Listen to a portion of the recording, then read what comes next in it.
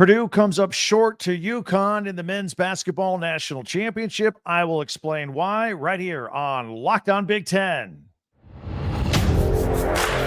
You are Locked On Big Ten, your daily podcast on the Big Ten Conference. Part of the Locked On Podcast Network, your team every day.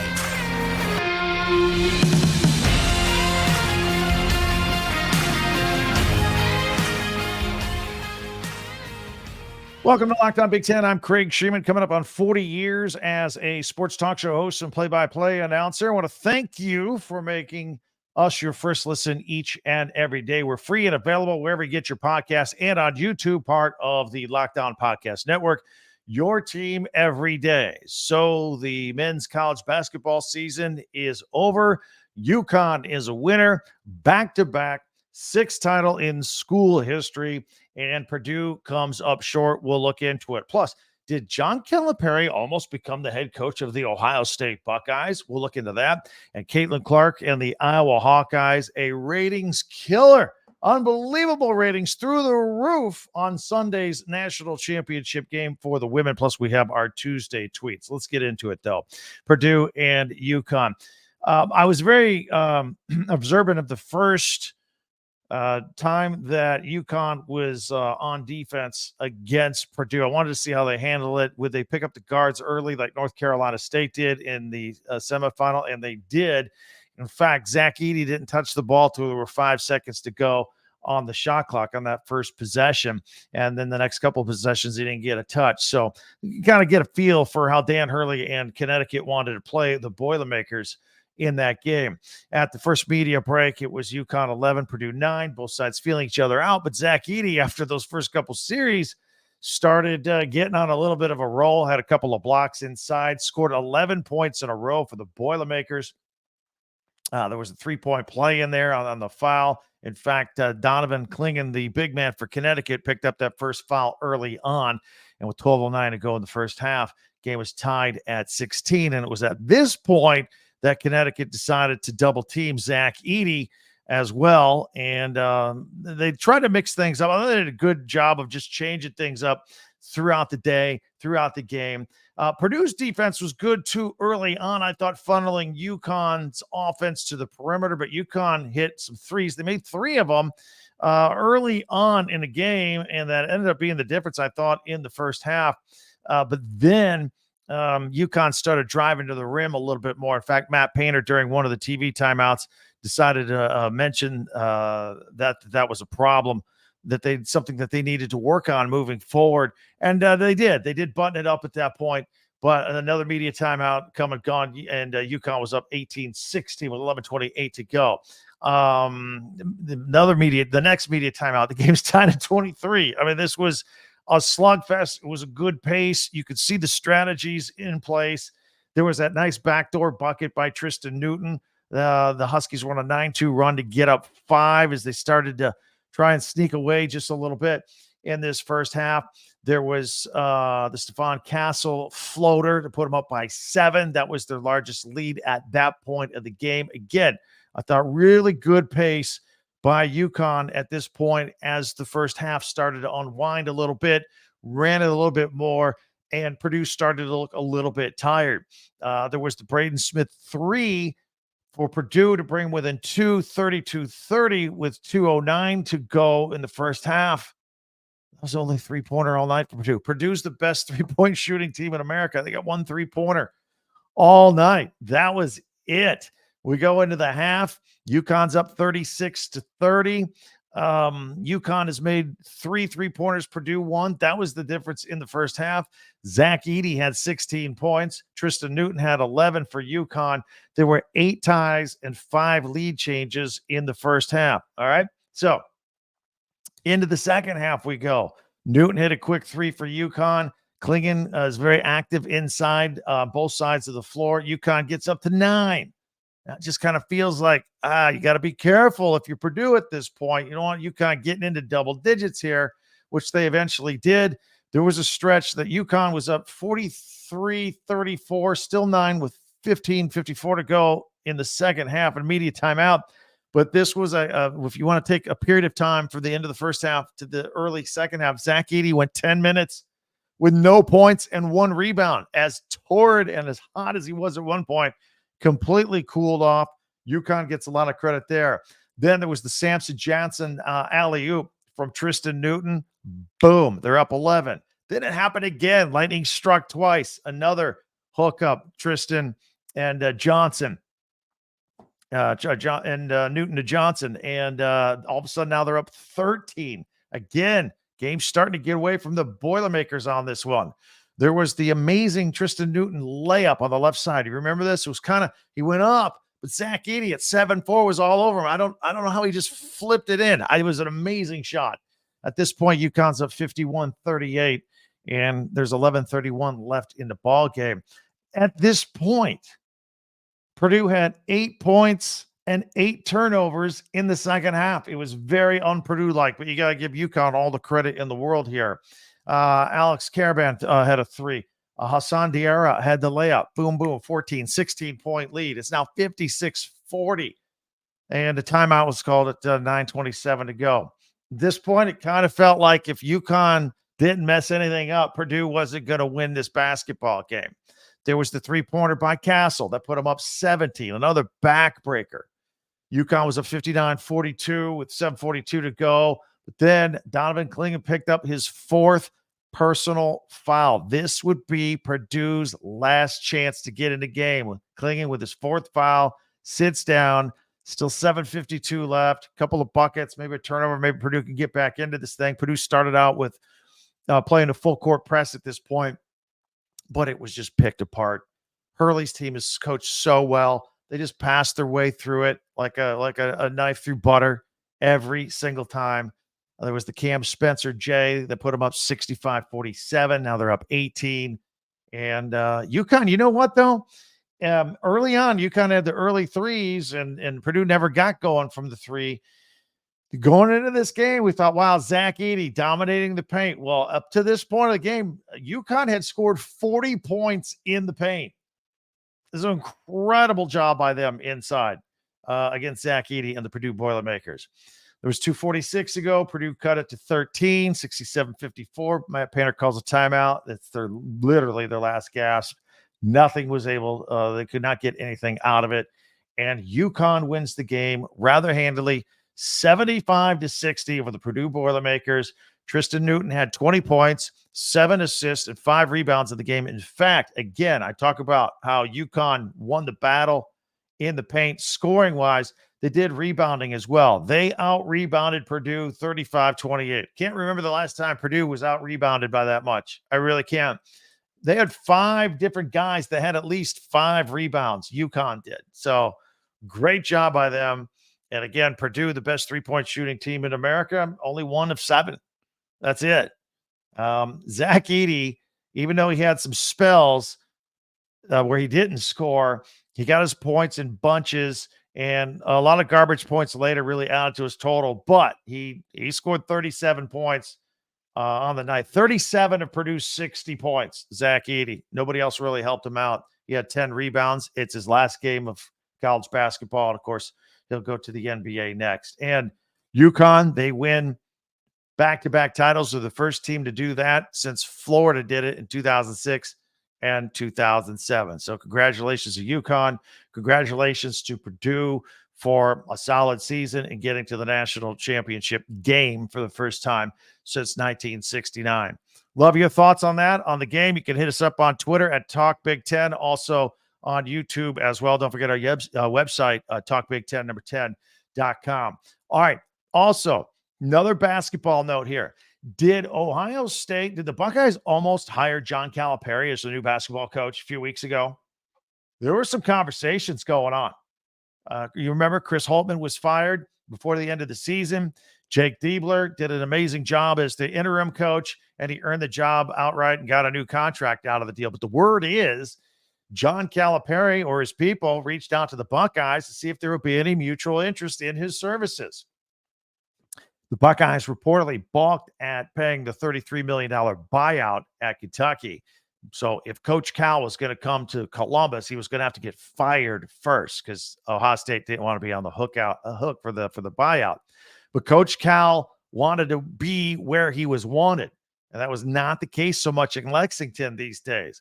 While at Kentucky, Coach Cal had a tremendous success over 15 years, but most of that success came at the beginning of his tenure, and more recently, Kentucky hadn't made it out of the first weekend of the NCAA tournament since 2019. A few years ago, Coach Cal was way ahead of the curve on the whole one and done thing. But where college kids would come for 1 year and then go on to the NBA, and that strategy doesn't work anymore. And Coach Cal seems stubborn. He doesn't want to be told what to do. He seems to get more joy out of his methods, which enrich kids, maybe kids coming out of poverty. He loves changing kids' lives and their families, having more generational money than they know what to do with. He will be quick to tell you, hey, I got all these kids in the NBA, all first rounders, all making tens of millions of dollars. That's what he's most proud of. And there's nothing wrong with that. That is nothing wrong with that. But putting emphasis on that doesn't really fly well with people at Kentucky that want to see their team make it to Final Fours and win national championships. Started to wear a little thin in the Bluegrass State. So, look, Coach Cal saw this. They had a meeting last week where they agreed he was going to come back next year, but nobody seemed really enthusiastic about it. Again, the contract was too big both ways. They were kind of stuck with each other, kind of like a forced marriage a little bit.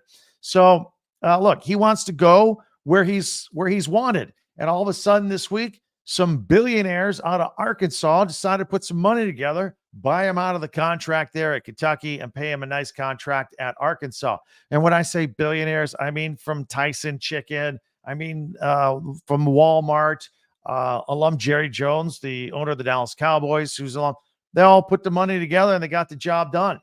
So they handled the $33 million buyout and they got him to be the next head coach at Arkansas this week. He was replacing Eric Musselman, who left to take the Southern Cal job, to replace Andy Enfield, who left to take the SMU job. Did you follow all that? Buckeyes fan, how does it make you feel? You almost had Coach Cal. Did you want him? Did you want him? I don't know. People have some mixed emotions about Coach Cal, but he definitely is one of the greatest coaches in college basketball. Hey, be sure to subscribe here on this day after the championship. Click it, and that's all. No other information. It's free, and you can follow Locked On Big Ten for free wherever you get your podcast. That way you get the latest episode of this podcast as soon as it becomes available each and every day. Monster ratings for the women's game. On Sunday for the South Carolina Iowa game with Caitlin Clark. We'll tell you what that mark was. It was absolutely incredible. And we're going to take a quick peek at the transfer portal for college football. We got spring games coming up this week. All that coming up in a minute right here on Locked On Big Ten. All right, let's talk about FanDuel. Right? Did you have any action in the month of March or April now? We're in middle of April. So it's no longer March Madness. It's the April aberration, really. But we keep rolling. So now it is playoff time. I want to tell you about FanDuel. We got the NBA playoffs around the corner. We got the NHL Stanley Cup playoff. Baseball is rolling. We're finally rolling with baseball. Right now, new customers get $150 in bonus bets guaranteed. That's $150, win or lose. Bet on everything from slap shots to home runs to slam dunks. And it's all on an app that's safe, secure, very easy to use, very simple to follow it and use it. So really, you've been hearing people talk about it at work. You've been hearing us talk about it. What are you waiting for? Jump on, have the fun, use your sports knowledge, right? FanDuel.com/lockedon to make your first bet an automatic win. That, again, and with the NHL Stanley Cup playoffs, keep an eye on the Tampa Bay Lightning. They took so long to figure it out how to put together. They're playing right now as well as they were back in their heyday. I mean, better late than never. Keep that in mind. Also, Masters coming up. Prop bets, Tiger Woods, just throwing it out there. Anyway, FanDuel, America's #1 sportsbook. Again, go to FanDuel.com/lockedon. Make your first bet an automatic win. FanDuel, America's #1 sportsbook.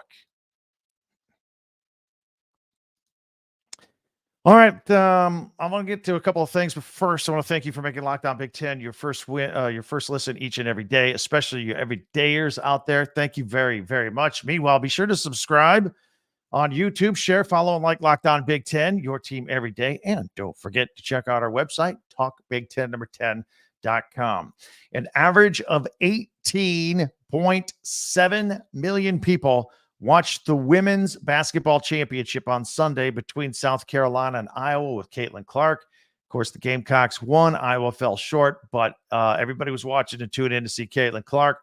That's more than any regular season college football game, any regular season football game. Audience at one point peaked at 24 million. It was the most watched basketball game, men's or women's, college or pro, since 2019. I'm really curious to see what these Monday night numbers do for the men's basketball tournament, the championship. I really think for the first time ever, and I never would have thought this was possible years ago, that the women's championship may outdraw the men's championship with the ratings. We'll see here probably within a few hours what that number is. Let's talk some spring football while we're together. Basketball season's in the books. It's over. Spring games coming up this weekend and next weekend around the Big Ten.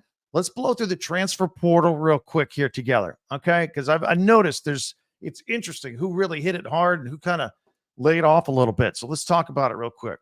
Indiana has the most coming in for the transfer portal with 22. It makes sense. Kurt Signetti, he's a new coach, wanted a brand new roster in Bloomington.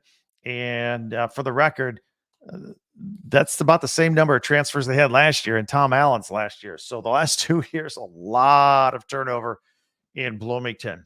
There was one school in the Big Ten that had 0 transfer portal students coming in. Can you guess? If you would have told me, I would have guessed Rutgers, because Greg Schiano has been pretty slow to warm up to the portal system, but he actually added 5 players here this year. That's still the 3rd lowest in the conference. But Iowa with 0 kids transferring in. That is somewhat surprising, because I thought they really needed an infusion of some offensive players, especially at wide receiver. But Kirk Ferentz is still going to grind it out in Iowa. Now, in fairness, he did have one pretty big portal player come in. Iowa native and Alabama sophomore Caden Proctor came to Iowa. Weeks later, after going back out with spring break with his buddies from Alabama and his teammates from Alabama, he decided to retransfer back. So that was the one. He's going back to Tuscaloosa, and the Hawkeyes have nobody coming in the portal as of right now. Don't forget, there's another period opening up here after spring football. How about some of the big boys in the conference? Defending champion Michigan, they're only bringing in 2 transfers so far. Josh Freeb, the guard, who comes in from Northwestern, and linebacker Jay Sean Barham. We talked about him about 2 weeks ago on Locked On Big Ten. He comes in from Maryland. Maybe going to start right at linebacker right away. Kind of surprising, though, for a team that is losing 20 players to the NFL draft, but Michigan has a history of being deep enough to just replace outgoing upperclassmen with more upperclassmen on the depth chart. How about the Buckeyes? They hit the portal with a modest 6 players coming in, but they're in important positions. The biggest one, obviously, being quarterback Will Howard. He comes from Kansas State. Center Seth McLaughlin comes in from Alabama, as does safety Caleb Downs. Penn State also with 6 players. I've heard James Franklin talk about a lot how, he's been there over a decade, and in Happy Valley, they should have enough depth at each position at this point that he really don't want to worry too much about the portal. However, they do add Ohio State wide receiver Julian Fleming. We'll see if he adds to some of their ability to stretch the field a little bit.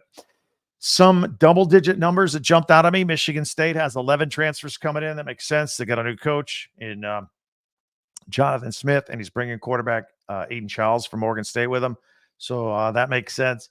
Oregon, that was a little high, I thought, surprising with 11 players. My feeling is that their roster was pretty loaded to begin with, and they're going to make a big run this year, and I guess their roster is even more loaded. They filled a few gaps. Certainly Dylan Gabriel at quarterback filled in for Bo Nix after arriving from Oklahoma. But Oregon is Oregon. I think Oregon and Ohio State are going to be right there at the end. We'll see where Michigan is. I don't know. I want to see them first. Washington comes in with 16 new portal players coming off their national championship game appearance. Remember, they lost 22 of their 22 starters, so they need some people, a lot of people, badly. Will Rogers, arriving from Mississippi State, going to take over for Michael Penix Jr. Wisconsin has 12 new portal players. As Luke Fickell and offensive coordinator Phil Longo are trying to lift their air attack offense in year 2. UCLA and USC, they have 11 players each coming in from the portal. USC needs defensive help. The Bruins have a new head coach, Deshaun Foster. He wants to change things up, trying to make a splash in the shadow of Chip Kelly after his departure. Purdue's Ryan Walters, he's bringing in a bunch in his second year at West Lafayette. 16 kids are coming in. He needs to turn it around in year 2 after evaluating his roster last year. Problem for the Boilermakers is their schedule is brutal in 2024. It's going to be a tough second year for him. Other portal tallies around the conference. Illinois has 7, as does Minnesota. Minnesota, Nebraska bringing in 6 people. Northwestern, surprisingly, only has 3. But then I thought, academically, maybe it's tough to get a lot of people in. But that's a quick thumbnail look at the transfer portal. We're going to dive more into some of the spring games coming up this weekend and next weekend and preparations and everything that's going on. We can't wait here at Locked On Big Ten. We're very excited about spring football because before you know it, the fall is going to be here as well. I want to ask you, do you spend your time at home in the daytime or in your office with TVs on, with Fox Sports and ESPN and all the top talking heads yammering with all those shows they have on all day, screaming at each other? You can make the switch to Locked On Sports today for free. It's a free 24/7 streaming channel programmed for you every day, bringing you the biggest stories without all the screaming. It's Locked On Sports Today, bringing you can't-miss analysis, opinions, and news, streaming 24/7 on YouTube or for free on Amazon Fire TV channels app, which we tell you about all the time. It's part of the Locked On Podcast Network, your team every day. All right, it's Tuesday. You know what we like to do on Tuesday? Tuesday tweets. You can follow us on Twitter or X at TalkBig10, number 10. I always pull stuff up. Got a list for you here today. Can't wait to share it with you. It's all coming up here in a minute right here on Locked On Big Ten.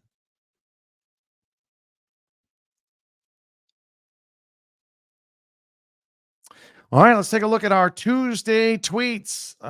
Take a look at what you guys did out there. I pulled a few that grabbed my attention. I'll put them up full screen if you're listening on audio only.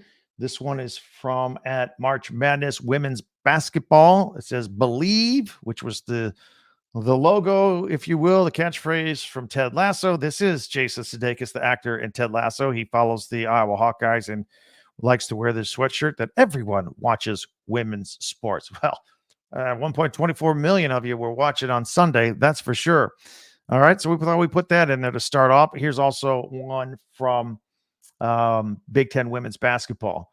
Another day, another award for Caitlin Clark, Player of the Year. This picture of Caitlin Clark, obviously. And, here we have, this is from the moving screen call against UConn in the Iowa game. This was Friday night. This is very controversial because UConn got called for this when they were going to try and make a shot late in the game. They get called for the foul instead. A lot of people say, I'll let him play. I disagree. If you play this video, Edwards' right foot is still sliding, leaning into the player, or shoulder leads into the player. This was absolutely a foul. Whether it's the first quarter, the fourth quarter, you got to call it. It was the right call. And, of course, this was the Hawkeyes' last win of the season. Here's more from at College Basketball on Fox. Back to the championship after they won that game Friday. Championship bound. This is obviously before Sunday.